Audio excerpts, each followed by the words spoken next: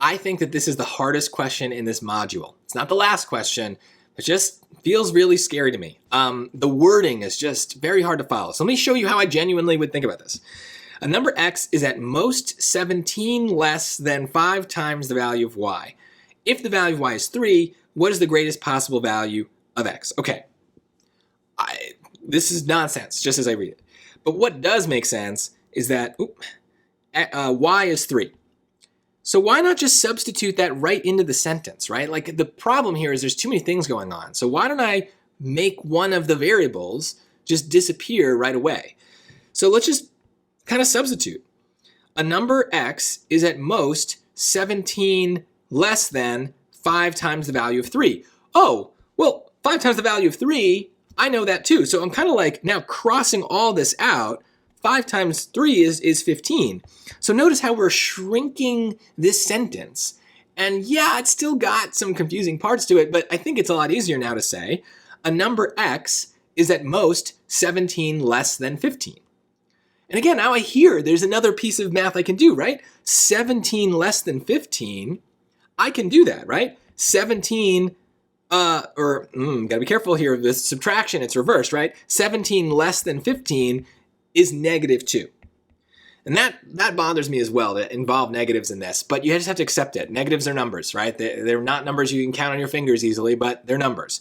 So 17 less than 15 is gonna bring us into the negatives. But now look at our sentence. I know it's getting confusing, but we've got basically x is at most negative 2, right? We got rid of it slowly and surely. Okay, so what do they want? The greatest possible value of x. Well, at most means that's our upper limit. So x is at most negative 2. What's the maximum? What's the greatest possible value of x? It's just negative 2. And that is genuinely the answer here. So one of the challenges with word problems, especially in the SAT, is that some of the words are letters. Some of the words are variables. All of the words are letters. That's how words work. Some of the words are variables. And so our task should be to bring it back to math, right? This is a math question. We would love to just do math.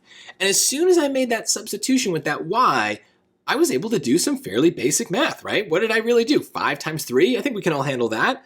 The other one, 17 less than 15, I get that that's a little prone to some mistakes, but hopefully if you did it wrong and you said 13 or 2, positive 2, you'd be like, wait a minute, that doesn't make sense, right?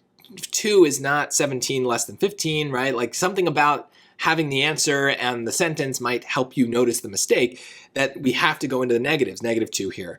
But slowly but surely, we just kind of chipped away at this sentence. We could make an equation at first. I'm just really nervous about it. Honestly, even right now, I'm nervous I'm going to get it wrong. If we were to start by making an equation, x is at most, so that means x is less than or equal to 17 less than, let me erase this so we can read it again. X is at most 17 less than 5 times the value of y. So it should be 5y minus 17. That's what it should be. And let's make sure, I think. So that would mean we'd substitute. So 5 times 3 minus 17. X is less than or equal to 15 minus 17. X is less than or equal to negative 2. And so negative 2 would still be your answer. But gosh, I think the green is much harder. I don't know. Maybe that's just the way my brain works, but I've worked with enough students at this point that I'm pretty sure very few human brains can read this initial sentence and be like, oh yeah, that makes perfect sense. So if you feel confused reading that, you are by no means alone. But it also means you can't give up, right? Everyone else is trying to figure this out, so you've got to find ways to just chip away at it little by little.